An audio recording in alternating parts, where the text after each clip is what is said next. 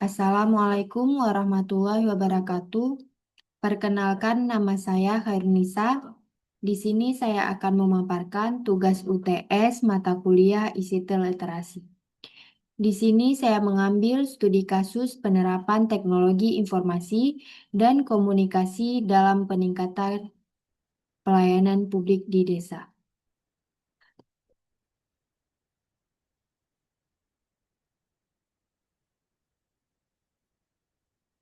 Kasus yang menjadi fokus analisis adalah implementasi e-government desa melalui penggunaan sistem informasi desa. E-government desa merupakan inisiatif strategis yang memanfaatkan teknologi informasi dan komunikasi untuk mentransformasi tata kelola pemerintahan dan kualitas pelayanan publik di wilayah pedesaan. Secara tradisional, pelayanan desa seringkali dicirikan oleh proses yang manual yang memakan waktu lama, kurang transparan dan terhambat oleh kendala geografis. Implementasi sistem informasi desa mencakup digitalisasi proses administrasi desa seperti pengelolaan data kependudukan, yaitu data warga, kartu keluarga, dan KTP dikelola dalam basis data terpusat. Yang kedua yaitu pelayanan surat menyurat.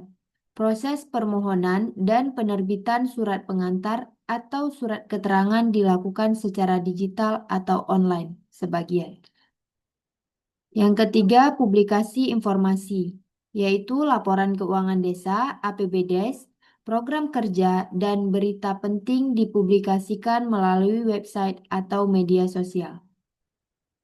Penerapan ini bertujuan untuk menciptakan sistem pemerintahan yang efisien, akuntabel, dan mudah diakses oleh seluruh masyarakat desa sejalan dengan amanat Undang-Undang Nomor 6 Tahun 2014 tentang Desa yang mendorong otonomi dan transparansi desa.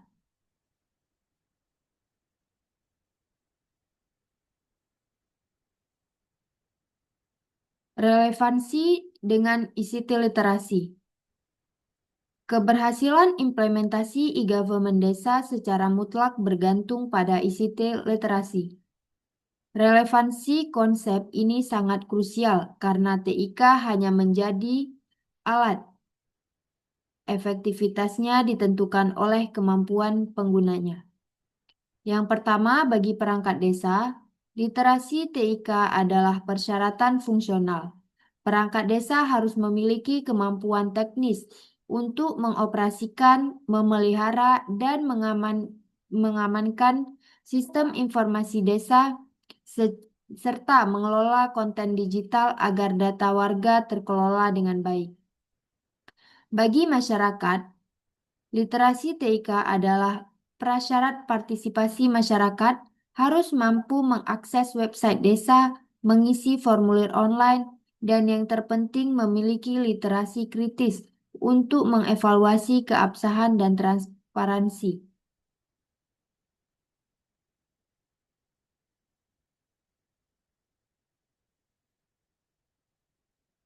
Dampak sosial penggunaan TIK di desa.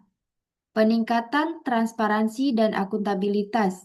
TIK mewajibkan publikasi anggaran dan program, memperkuat good governance dan meminimalkan penyalahgunaan dana. Yang kedua, ada aksesibilitas dan efisiensi pelayanan. Layanan online mengurangi hambatan waktu dan jarak warga, tidak perlu berulang kali ke kantor desa. Yang ketiga, perubahan pola partisipasi. Website dan media desa menjadi ruang publik baru yang mendorong partisipasi warga, termasuk kelompok pasif di luar pertemuan fisik. Dampak ekonomi penggunaan TIK di desa. Yang pertama, peningkatan potensi pasar e-commerce desa. TIK berfungsi sebagai platform promosi bagi UMKM lokal, kerajinan, dan wisata, menghilangkan batasan pasar tradisional. Yang kedua, efisiensi sumber daya. Digitalisasi administrasi mengurangi pengeluaran untuk kertas, arsip fisik, dan warga menghemat biaya transportasi atau waktu. Yang ketiga, pengambilan keputusan berbasis data. SID menyediakan data ekonomi dan sosial yang akurat, memungkinkan perumusan kebijakan, misalnya penyaluran bantuan sosial yang tepat sasaran. Tantangan utama dalam implementasi TIK. Yang pertama, kesenjangan infrastruktur digital. Kualitas jaringan internet yang timpang, terutama di daerah 3T yaitu terdepan, terluar, dan tertinggal, menghambat aksesibilitas. Yang kedua, rendahnya literasi TIK masyarakat. Kesulitan penggunaan perangkat digital, terutama pada kelompok usia lanjut, menyebabkan layanan digital tidak termanfaatkan secara maksimal. Yang ketiga, kapasitas dan keberlanjutan SDM desa. Tingkat pergantian perangkat desa yang tinggi dan kurangnya pelatihan TIK yang berkelanjutan menjadi kendala. Kesimpulan dan peluang pengembangan ke depan. TIK telah menghasilkan efisiensi dan akurasi layanan, peningkatan transparansi keuangan, dan peluang ekonomi digital bagi desa. Peluang pengembangan yaitu integrasi layanan terpadu, pengembangan super aplikasi desa yang menggabungkan administrasi, e-payment, dan pelaporan keluhan. Pemanfaatan Big Data Desa menggunakan data SID untuk analisis prediktif guna merumuskan kebijakan yang lebih presisi, misalnya prediksi kebutuhan pupuk. Yang ketiga, pengembangan sektor produktif digital, menyediakan informasi pasar pertanian real-time atau aplikasi wisata yang berbasis geolokasi. Baik, terima kasih. Hanya sekian yang dapat saya sampaikan. Saya akhiri dengan Assalamualaikum warahmatullahi wabarakatuh.